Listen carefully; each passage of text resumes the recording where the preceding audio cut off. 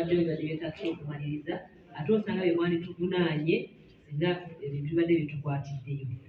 Amannya nze Namadi Elizabeth bangi tumanyiganye ebbanga kati liwezeeko naye nsanga abakoodi bano tebamanyi bulungi. Mwali mumanyi ebiwezo. Njagala okubeebaza bakama bange ba district councillors ne participants bonna mu musomo guno. Mwebale kujjumbira, mwebale kugubeeramu. Manyi bulungi nti abakoodi basalirawo kubanga bazze batusomese balabye nga waliwo obwetaavu.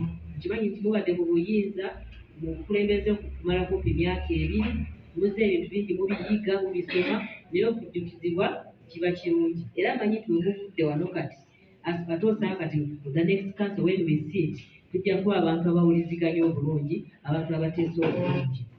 Manyi nti mujjukiziddwa bingi naye njagala kunokolayo nga 2 byokka bye manyi nti muno banyogeddeko. Kanso erina obuyinza bunene nnyo nga yamubutegedde. Kanso yeeyisa bajeti era nga temunaba kuyisa bajeti tuba tetulina authority kuspendinga si bwe kiri. Ate kanso is the highest planning authority mu district. Ate era kanso gyobalaba buli mwaka buli we tuba tukola review ya district plan tugikomyawo mu kanso ekoleki egiyize tubere nga emirimu gye tunakola mu myaka 5 kanso etubaddeko ki ezimanyi egiyisizza si bwe kiri. N'olwekyo obuyinza obwo obungi obwo bwonna bwonna nga butegedde era nga bwemubumanyi butwetagisa okuba nga tumanyi nti n'abalagi nabo balina obuyinza tubere nga tutambuliza wamu emirimu gyaffe kubanga amaanyi obumu ge maanyi si bwe kiri.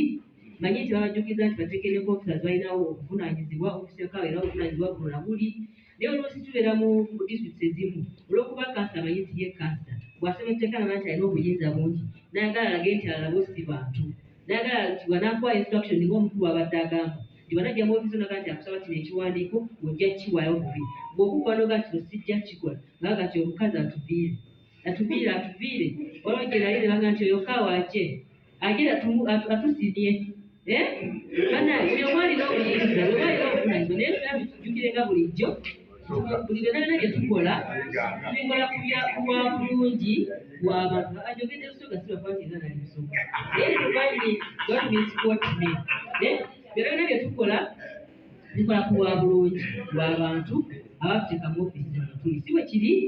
Lwekyo njagala kwebaza akoodi olw'omusomo guno era njagala kubasaba nti ebintu byonna bye mubadde abakulu bano osanga tunabifunamu complaint naye tunafunako akaseera one time tule nga naffe abatasobodde okubeerawo tusobola okwejjukanya mu byo.